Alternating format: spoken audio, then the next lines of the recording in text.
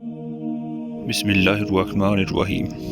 ایک سعودی شخص نے کسی فلپینی عورت سے چھپ کے شادی کی، چونکہ وہ پہلے ہی شادی شدہ تھا اور پہلی بیوی کے ساتھ اولاد بھی تھی۔ جب اس شخص کو بیماری لاحق ہوئی تو اس نے اپنی پہلی بیوی کے ساتھ جو اولاد تھیں ان کو وصیت کے لیے جمع کیا اور ان میں سے اپنے بڑے بیٹے کو بتایا، بیٹا میں نے چھپ کے فلپینی کسی عورت سے بھی شادی کی ہوئی ہے، میرے بعد ان کا خیال رکھنا اور وراثت میں ان کو بھی حق دینا، اور ساتھ ہی ان کا مکمل پتہ بھی دیا جہاں وہ رہتی تھی۔ کچھ دن بعد وہ شخص وفات پا گیا تو ان کا بیٹا قاضی کے پاس گیا اور پوری تفصیلات بتا دی۔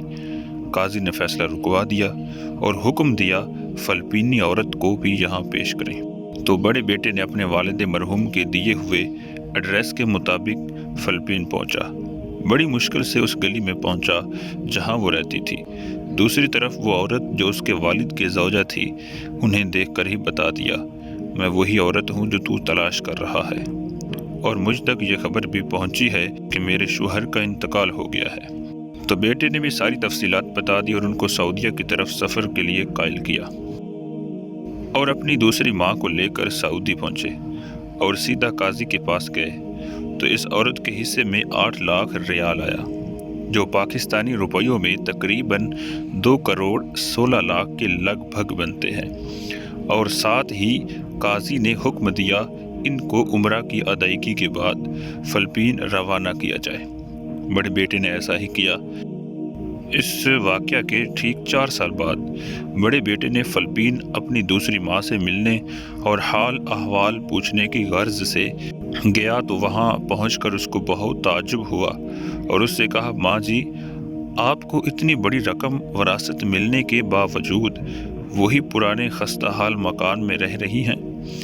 ماں جی نے اس کا ہاتھ پکڑ کر ایک جگہ پر لے گئی جہاں ایک بڑا اسلامی ادارہ قائم تھا، وہاں حفظ القرآن کا شعبہ بھی تھا اور یتیم خانہ بھی۔ ماں جی نے کہا، بیٹا سر اٹھا کر ادارے کی بورڈ کی طرف دیکھنا۔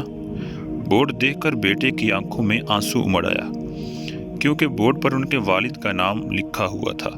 اس نیک صفت عورت نے کہا، میں نے یہ ادارہ اپنے وراثت کے پیسے سے بنایا ہے اور اپنے شوہر کے نام پر وقف کیا ہے تاکہ ان کو اس ادارے کی وجہ سے ثواب ملتا رہے۔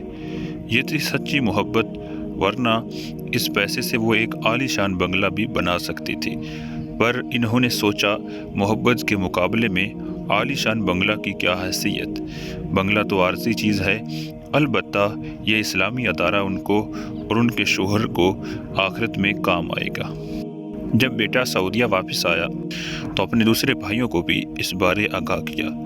تمام بھائی اس رات جاگتے رہے اور باہم مل کر چندہ جمع کیا۔ اسی ایک رات میں 5 ملین ریال اپنے والد مرحوم سے منسوب اس ادارہ کے لیے انہوں نے چندہ جمع کیا، جس کو ان کی دوسری ماں نے ان کے والد سے بے لوث محبت کی بنیاد پر قائم کیا تھا۔ سبحان اللہ، یہ واقعہ وہاں کی عربی اخبار میں بھی چھپ چکا ہے۔ فی زمانہ رئیسوں کی اولادیں وراثتی رقم کے حصول کے لیے اپنے والدین کے مرنے کا انتظار کرتی ہیں، اور جو سچی محبت کرتے ہیں اپنے مرنے والے کو توشہ آخرت بھیجنے کی فکر میں رہتے ہیں۔